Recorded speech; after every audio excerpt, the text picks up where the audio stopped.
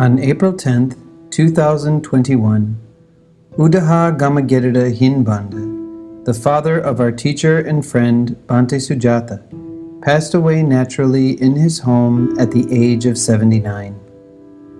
As a devout Buddhist and father to a Buddhist monk, it was important to him and his family that upon his death, all rites and rituals common to Sri Lankan Buddhist culture should be carried out.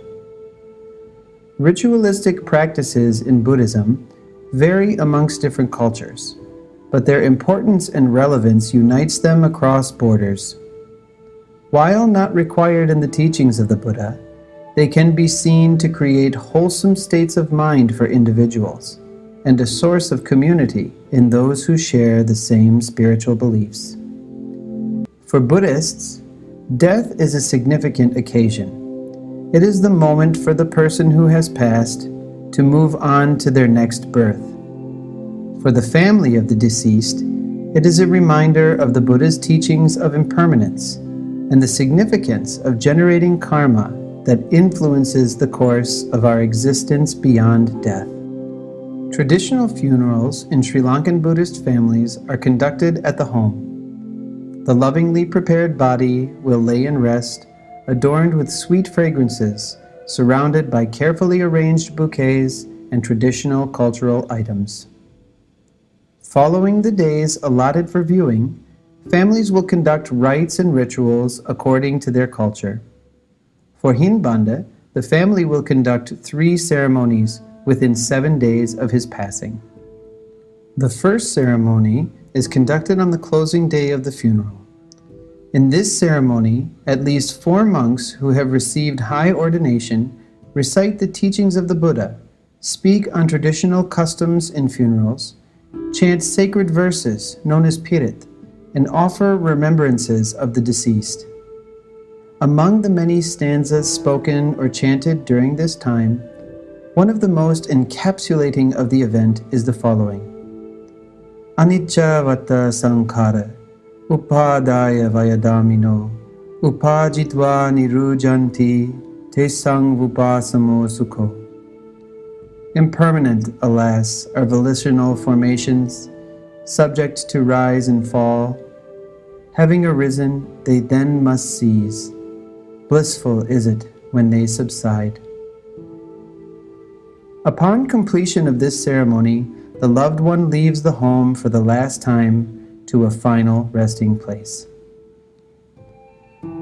The second ceremony begins on the 6th evening following the death of the loved one. On this evening, the family invites a high-ordained monk to come to the home to preach a sermon on the teachings of the Buddha. The monk is usually known to the family and will choose a sermon appropriate to the circumstances and the events in the modern times.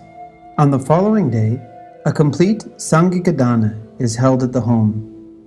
This ceremony is commonly known as the 7th day almsgiving or 7th day dana. For this, the monks are brought from the temple to the home, led by a procession of drumming and one or more of the family members carrying a relic casket known as the Datu Karandua on their head under an umbrella or canopy. This Datu Karandua is meant to represent the Buddha himself. As the procession approaches the home, the host receives the monks, and when they step into the house, one person washes their feet while another wipes them dry.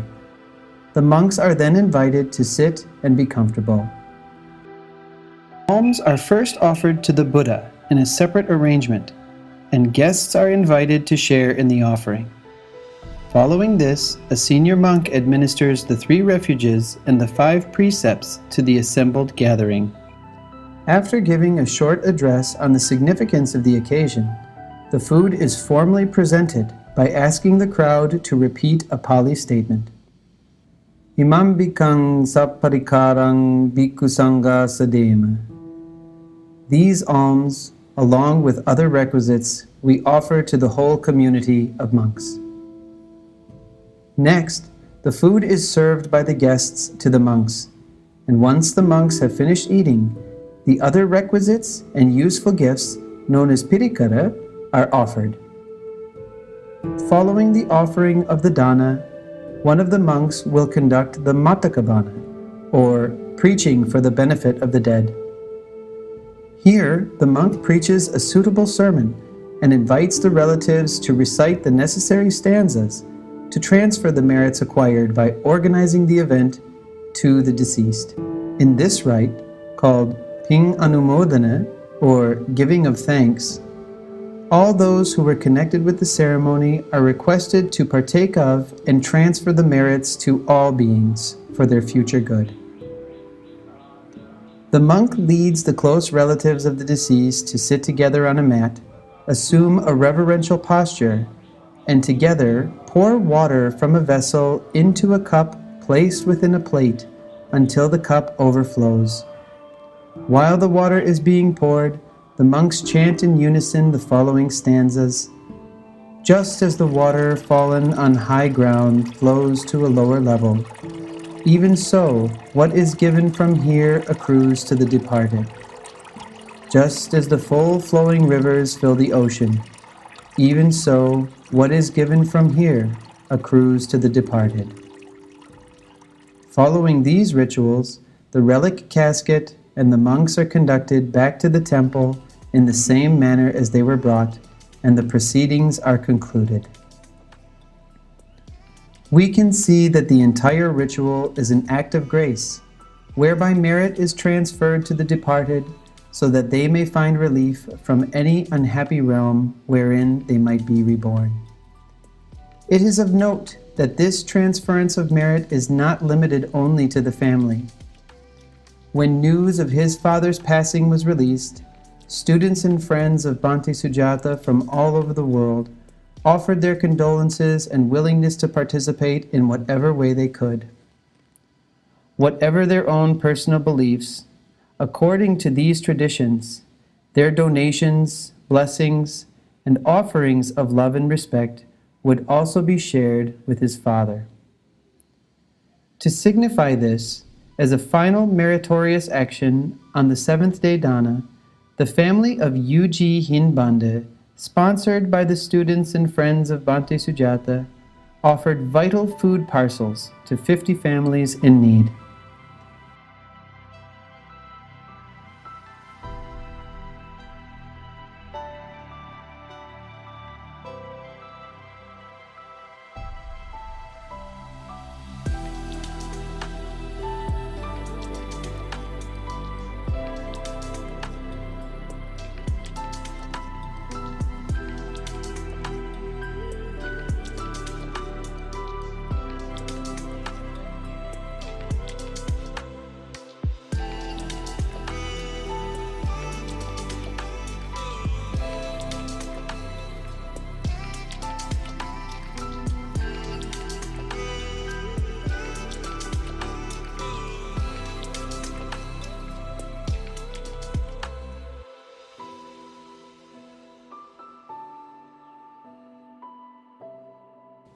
The ceremony was brief, dignified, and beautiful. A moment of charity, all in keeping with the generous person it was meant to honor. 3 months after the loved one has passed, the family will conduct an additional Sangika Dana. This will be the last ceremony in the funeral, and from then onwards, the family will make an annual tradition of offering Dana to the local temple. In this way, the family remains mindful of the temporary nature of life, the good memory of their beloved one, and the sublime teaching of the Buddha. On behalf of Bhante Sujatha and the family of U.G. Hinbande, we wish to offer thanks to all who participated and shared their kind support. May you all be ever well, happy, and peaceful.